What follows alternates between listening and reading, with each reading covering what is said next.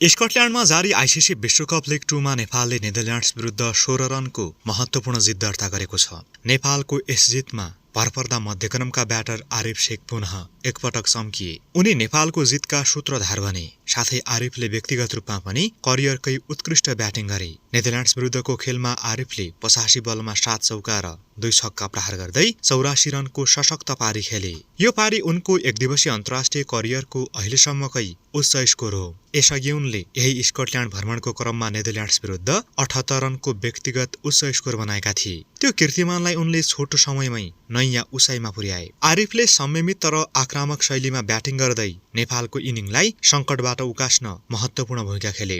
परिस्थिति अनुसार आफूलाई अनुकूल बनाएर रन जोड्दै लग्नु उनको परिपक्व ब्याटिङको प्रमाण हो। त्यही कारण उनलाई दोस्रो पल्ट सिरिजमा प्लेयर अफ द म्याच घोषित गरियो। सिरिज अन्तर्गत नेदरल्यान्ड्स विरुद्धको पहिलो खेलमा पनि उनी प्लेयर अफ द म्याच घोषित भएका थिए। जारी लिग 2 मा आरिफ सर्वाधिक रन बनाउने नेपाली ब्याटरको सूचीमा नम्बर 1 मा छन्। हालसम्म उनले 10 इनिङ्समा 3 अर्धशतक सहित 384 रन बनाएका छन्। आरिफले अघिल्लो संस्करणमा 25 इनिङ्समा 595 रन बनाएका थिए। त्यसक्रममा उनले 5 अर्धशतकीय इनिङ खेलेका थिए। जारी संस्करणमा पनि आरिफले त्यसै लयलाई निरन्तरता दिइरहेका छन्।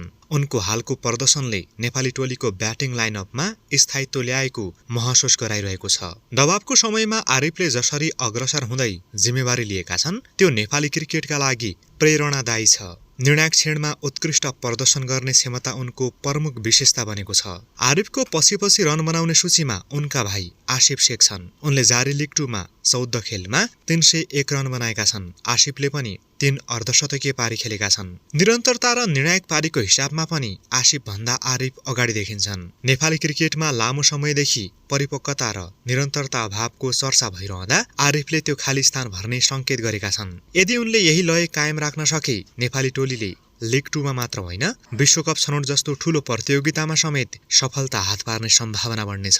आरिफको स्थिरता, धैर्य र भरोसायोग्य प्रदर्शन नेपाली क्रिकेटका लागि आशाको किरण बनेको छ।